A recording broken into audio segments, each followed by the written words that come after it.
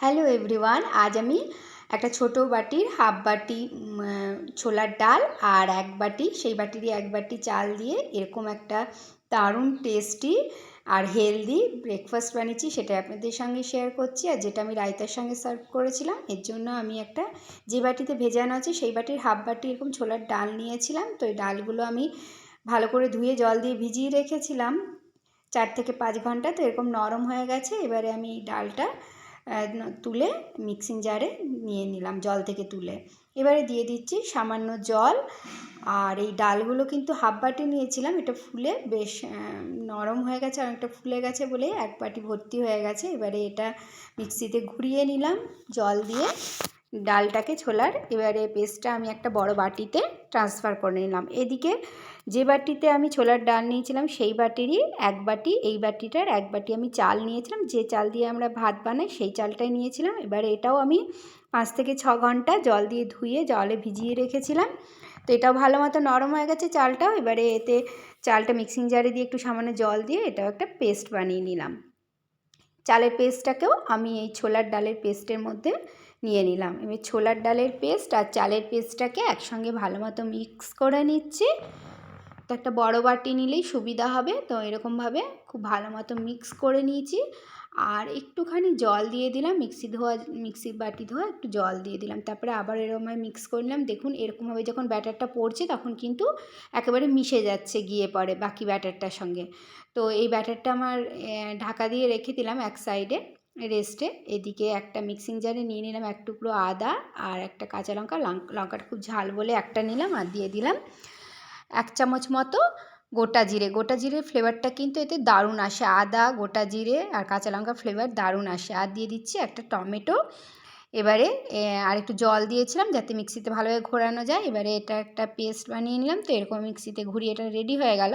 এদিকে ব্যাটারটা ঢাকাটা খুলে আমি একটা বড় সাইজের কাঁচা আলু গ্রেট করে নিয়েছিলাম। সেই গ্রেট করা কাঁচা আলুটা এই ব্যাটারের মধ্যে দিয়ে ভালোভাবে মিক্স করে নিলাম। মিক্স করে নিয়ে এতে আমি দিয়ে দিলাম যে টমেটো, কাঁচা লঙ্কা, আদা, গোটা জিরে পেস্টটা। এটা কিন্তু দারুণ লাগে খেতে এই যে মশলাটা। তো এবারে কালারটাও একটা সুন্দর কালারও চলে এলো আর খেতেও ভালো লাগে। এবারে এতে আমি দিয়ে দিচ্ছি 1/2 চামচ গোটা জিরে, 1/2 চামচ রোস্টেড জিরে গুঁড়ো আর 1/2 চামচ রোস্টেড ধনে গুঁড়ো। আর দিয়ে দিচ্ছি সামান্য একটু চিলি ফ্লেক্স আর সামান্য একটু আলু দম মশলা দিলাম। আর দিয়ে দিলাম 2 পিঞ্চ মতো হিং। আর এতে কালার আর টেস্ট দুটোর জন্য দিয়ে দিলাম চিনির গুঁড়ো 1/2 চামচ আর দিলাম 1/2 চামচের একটু বেশি লবণ। এবারে আমি দিয়ে দিচ্ছি বেশ কিছু ধনেপাতা কুচি। তারপরে এগুলো খুব ভালো মতো মিক্স করে নিচ্ছি। তো সব কিছুকে খুব ভালো মতো মিক্স করা হয়ে গেছে। তো ব্যাটারটা আমার রেডি। এদিকে ওভেনে আমি তাওয়া বসিয়ে তাওয়াটা হালকা গরম করে নিয়ে আমি লো ফ্লেমে করে দিয়েছি ওভেনটাকে। তারপরে একটু সামান্য খুব অল্প তেল দিয়ে দিলাম, রিফাইন্ড অয়েল। তারপরে সেটা আমি টিস্যু পেপারে করে তেলটা মুছে নিয়ে একটু জলের ছেটা দিয়ে আবারও টিস্যু পেপারে করে মুছে দিলাম। এতে তাওয়াটা একেবারে রেডি হয়ে যায়। যতগুলোই পরপর বানাই আর কিছু মানে কোনো সমস্যা হবে না, খুব সুন্দর করে বানানো হবে। তো আমি 2 হাতা ব্যাটার দিয়ে দিলাম। তারপরে এরকমভাবে হাতাতে করে ঘুরিয়ে দিলাম, ব্যাটারটাকে ছড়িয়ে দিলাম তাওয়ার মধ্যে। এবারে লো ফ্লেমেই আমি সম্পূর্ণ রান্নাটা করব। তো আমি 2 থেকে 3 মিনিট এরমভাবে ঢাকা দিয়ে দিলাম। 3 মিনিট পর আমি ঢাকাটা খুললাম। দেখুন মানে তাওয়াটা খুব সুন্দর রেডি হয়ে গেছে বলে এটা খুব সুন্দরভাবে ছেড়ে যাচ্ছে। এবারে আমি একটু গাওয়া ঘি দিয়ে দিলাম ওপর থেকে। তারপরে ঘিটাকে এরকমভাবে আমি ছড়িয়ে দিলাম, পুরো লাগিয়ে দিলাম। তারপরে আমি উল্টে দিলাম। তো দেখুন কত সুন্দর জালিদার হয়েছে আর কালারটাও কি সুন্দর হয়েছে, দেখেই খেতে ইচ্ছে করবে। তো আবারও যাতে এই আরেকটা সাইড ভালো মতো কুক হয়ে যায় তার জন্য 2 মিনিট মতো ঢাকা দিয়ে দিয়েছিলাম। 2 মিনিট পরে ঢাকাটা খুলে এটা উল্টে দিলাম। তো এরকমভাবে উল্টে পাল্টে লো ফ্লেমেই এটাকে উল্টে পাল্টে এরকম টিপে টিপে ভেজে নেব। তো এটা খুব সুন্দরভাবে তৈরি হয়ে যাবে তাতেই। আর লো ফ্লেমে করলে সফটনেসটা খুব সুন্দর থাকবে। তো এটা আমার রেডি হয়ে গেছে একটা। আমি এটাকে এরকম ফোল্ড করে তুলে নিচ্ছি। এটা খেতে বারবার বলছি দুর্দান্ত স্বাদের হয় আর ভীষণ হেলদি, দেখেই বুঝতে পারছেন।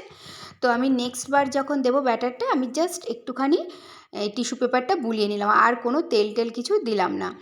এবারে আমি এইরকমভাবে ব্যাটারটাকে আবার 2 হাতা দিয়ে ছড়িয়ে দিলাম আর 3 মিনিট মতো একটা ঢাকা দিয়ে দিলাম।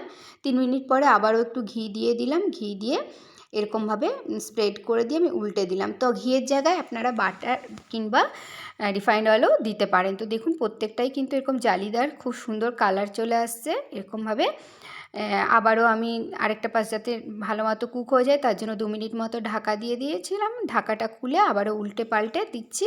তো আমি একটু বাটার দিয়ে দিচ্ছি, বাটারের টেস্টটা দারুণ হয়। তো আপনারা চাইলে ঘি না দিয়ে শুধু বাটার বা শুধু ঘি দিয়েও বানাতে পারেন। তো এটাও আমার রেডি হয়ে গেছে, আমি এটা তুলে রাখছি। তো দেখুন দেখতে যতটা সুন্দর হয়েছে, বারবার বলছি খেতেও দারুণ হয়, আর এটা ভীষণই হেলদি। বাচ্চাদের স্কুলের টিফিন, অফিসের টিফিনে আপনারা এটা দিতে পারেন। তো আমি সব একইভাবে সবকটাই বানিয়ে নিয়েছি। দেখুন কতটা সফট হয়েছে, আমি খুলেও দেখাচ্ছি। তো এরকমভাবে আমি ছোলার ডাল আর চাল দিয়ে এরকমভাবে বানিয়ে নিয়েছি। তো কতটা সফট দেখালাম।